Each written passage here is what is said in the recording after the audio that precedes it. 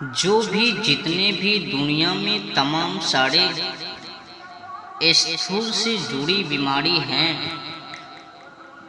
उन सभी बीमारी का इलाज दुनिया के कोने कोने में बहुत ही आसानी से मिल जावे, जल्द ही मिल जावे। पर हाँ, दुनिया में सर्वश्रेष्ठ एक ऐसा इकलौता बीमारी है जो कि उनका इलाज दुनिया की किसी भी कोने में ना होवे। जी हाँ, काम वासना एक ऐसा बीमारी है जो कि इनका इलाज दुनिया के किसी कोने में ना मिलवे।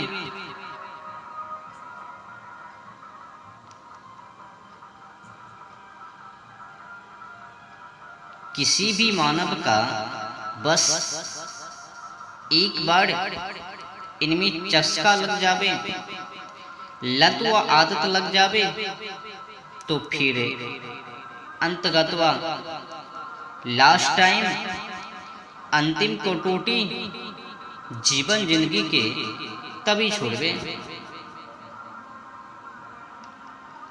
बहुत ही खतरनाक के होवे बीमारी काम वासना। एक चस्का लग जाने पर ये मन बार बार दौड़ावे चस्का लगवाने के लिए। बच के रहिए, खास करके 15 वर्ष से लेकर 30 वर्ष इनके बीच में जो भी युवा पीढ़ी नवयुवती बच के रहनी चाहिए। बहुत ही बुरी बीमारी है ये। इनका इलाज दुनिया के किसी भी कोने में ना होवे। तो आइए हम बातें करते हैं विशेष काम वासना के केंद्र बिंदु पर। जब मानव शादी करते हैं तो फिर काम वासनाओं की ओर मानव का ध्यान क्यों चले जाते हैं? काम वासनाओं से मानव क्यों लग जाते हैं? काम वासनाओं की दीवाने मानव क्यों हो जाते हैं? मानव पागल क्यों बन जाते हैं? तो कुल मिलाकर इस बात को शायद ही ऐसा लोग होगा जो कि वो कहेंगे कि भाई अभी मुझे जवानी छा रही है, बस मैंने तो एक ही मांग किया, शारीरिक काम वासना।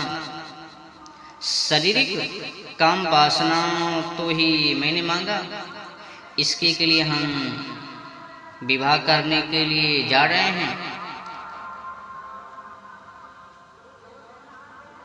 खास तौर पर महिलाएं तो बिल्कुल नहीं मानेगी। वो कहेगी छी छी छी छी, गंदी बातें, इतनी बदबू गंदी बातें, दूर हटे। हम बोल ही नहीं सकते, कह ही नहीं सकते अपनी मुंह से। कर सके हो, करवा सके हो, शामिल हो चुको हो, पड़े हो इनसे, तो पर भी बोल नहीं सकते। जीवन भर यही करते हो, पर आपसे बोला नहीं जाएगा। बिल्कुल होता है कि और भी चीजें होती हैं। विवाह के उपरांत एक मित्रता भी स्थापित हो सकती है स्त्री पुरुष में,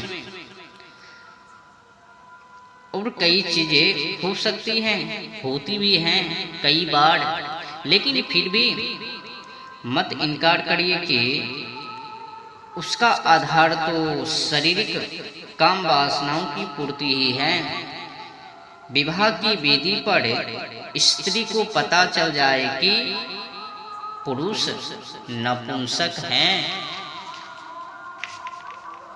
विवाह होगा, बहुत बढ़िया बंदा है, अब्ल दर्जे का कवि है, उसकी बौद्धिकता असीमित, बिल्कुल किसी ऊंची यूनिवर्सिटी विश्वविद्यालय में शोध कर रहा है, लेकिन नपुंसक हैं, विवाह करेगी। स्त्री वैसे ही पुरुष को पता चल जाए कि या तो जो महिला है बगल में यह उदासीन है, यह इसकी वासना में किसी तरह की कोई रुचि नहीं है। शरीर संबंध योनि क्रिया में विवाह होता तो खेल सीधा है ना। हाँ, आपकी बुद्धि थोड़ी साफ होने लग जाए, आपके जीवन में कुछ अध्यात्म आ जाए और विवाह के बाद आप कहोगे कि मुझे अब अपनी पत्नी से अपने संबंध को एक ऊंचे तल पर ले जानी है। जब आपका सोच व विचार पवित्र होवे तो फिर पति पत्नी के रिश्ते को लेकर ऊपर चले जावे, अपने संबंध को एक ऊंचे तल पर ले जाएंगे, ले जाना है तो वह बिल्कुल अलग बात है। और वैसा हो भी सकता है और वह हुआ भी है, और मैं चाहता हूँ वैसा प्रयास करा भी जाए कि विवाह के बाद आप कहें कि ठीक है, जैसा भी नाता था जुड़ गए, शारीरिक संबंध करके बच्चे भी पैदा कर दिए, लेकिन अब हम दोनों अपने रिश्ते को थोड़ा ऊंचाई देते हैं, बिस्तर से उठा करके मंदिर में ले जाते हैं, शयन कक्ष से अपनी बुरी बिस्तर को उठाकर मंदिर की कक्ष में ले जाते हैं। यह निसंदेह करा सकता है कि करा जाना चाहिए, लेकिन फिर भी शुरुआत तो शयन कक्ष से ही है ना, पूजा कक्ष से नहीं। आप अगर बात की गहराई में जा रहे होगे तो आपको दिख रहा होगा कि इस पूरे मुद्दे का फिर और गहरा संबंध हमारे देह भाव से है। चूंकि हम अपने आप को देह समझते हैं, इसीलिए दूसरे से रिश्ता ही देह की तल पर ही बनाते हैं।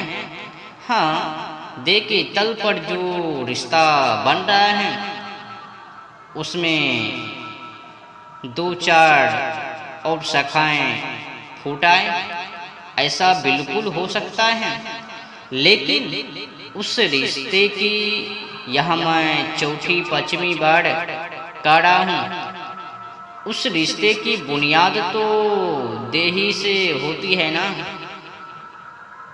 हाँ, यह बिल्कुल हो सकता है कि पति पत्नी साथ हैं, 2 बच्चे 4 बच्चे हो गए हैं, अब बच्चे से पति को भी मोह हो गया, पत्नी से भी मोह है, तो बच्चे के कारण रिश्ते आगे चल रहा है। या भी हो सकता है कि बाद में ऐसा हो जाए कि लेकिन फिर भी बुनियाद तो शारीरिक संबंध दे थी ना। और यही वजह है कि देह जब ढलने लग जाती है तो रिश्ता भी फिर ठंडा पाने लग जाता है। विवाह के 2-4 साल तक बाद भी संबंध में उतने ही गर्मी रह जाती है जितने की पहले। यह मत समझिएगा कि पतिदेव बेवफा हो गए हैं और बेवफा नहीं हो गए हैं। अनुबंध की मियाद पूरी हो गई। अनुबंध माने कंडक्ट, मिद्याद माने अवधि।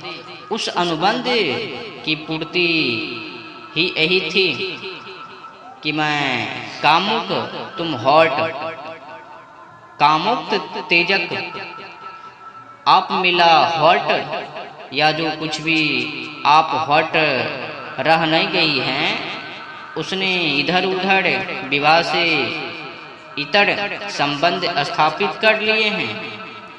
पूरी जिंदगी के लिए फिर आपको झटका लग जाता है कि अरे पतिदेव अब इधर उधर मुंह मारा मारी कर रहे हैं, मुंह मार रहे हैं। यह बात तब पता नहीं था जब रिश्ता शुरू हो रहा था, पर नहीं, जब रिश्ता शुरू हो रहा होता उस वक्त तो भावनाओं और वासनाओं का जो ऐसा हावी होता है कि कुछ समझ में नहीं आता।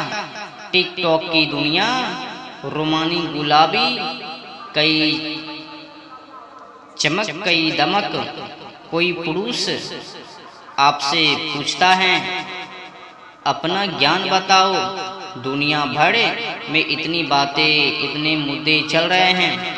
वर्तमान शताब्दी मानवता के इतिहास में सबसे भीषण भीषण और दर्दनाक कालों में से इस समय हम यहाँ पर बैठकर जो सांस ले रहे हैं उसमें कार्बन डाइऑक्साइड का जो स्तर है वह पिछले 20-30 लाखों सालों में इतना ऊंची कमी नहीं थी।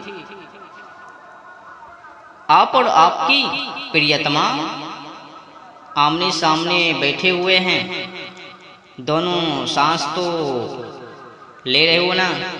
आंखों की गहराई और होठों की मिठास से आगे चलकर कभी यह बात भी करी है कि यह वैश्विक तापन क्या है, यह जलवायु परिवर्तन क्या है, ओजोन परत क्या है।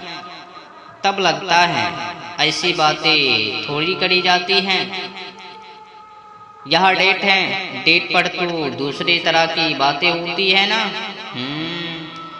तब पूछने जाता है कि तुम्हारी चेतना का स्तर कैसा है, ज्ञान की गहराई कैसी है, कुछ करुणा तुम में है या नहीं है। कौन पूछने जाता।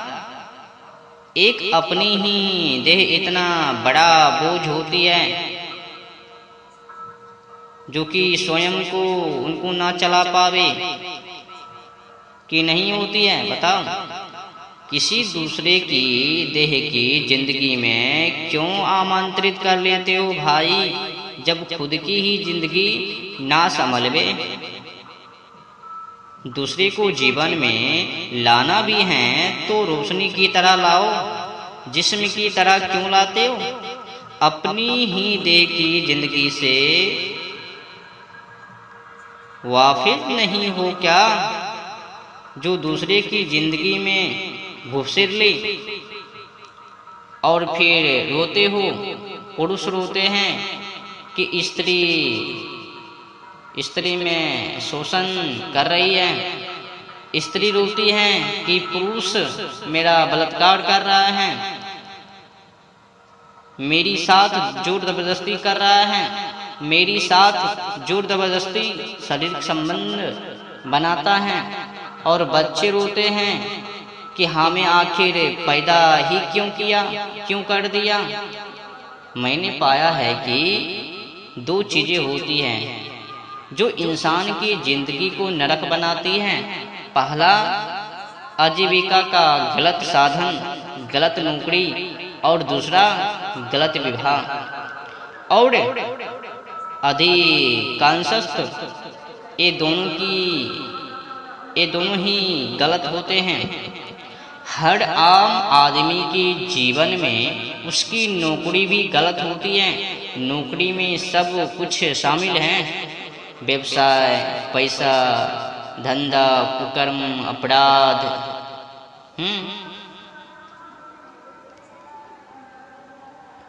चोरी, आप जो कुछ भी करते हो तो दिन भर आप जो नौकरी कर रहे होते हैं वह भी उल्टी पुल्टी होती हैं, जो अपने मन को बिल्कुल गंदा करके रखती हैं, चेतना का दमन करके, और जो विवाह कर रखा होता है उसको बारे में कहना ही क्या है। और इन दोनों में भी जो चीज बिल्कुल ही खत्म कर देती है इंसान को, पूरी जिंदगी के लिए खत्म कर देती हैं, पूरे जन्म के लिए खत्म कर देती हैं। नौकरी तो फिर भी बदल सकते हो, किसी भी क्षण सोच लेते हो कि अब आगे हमें कोई क्या नया व्यवसाय, पैसा आदि कुछ शुरू करना है, परंतु साथ ही नहीं बदल पाते हो। तो जो दूसरी चीज है गलत विवाह, यह इंसान को कहीं का नहीं छोड़ती। गलत शादी हो गई तो माने पूर्ण विराम, द एंड, समाप्त, खेल समाप्त, अब कुछ भी नहीं हो सकता।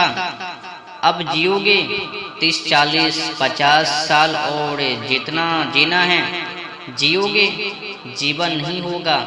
थोड़ा सा बिल्कुल जीवन पर फिर से बात करते हैं एक बार, ताकि होश एकदम दिमाग में रहे।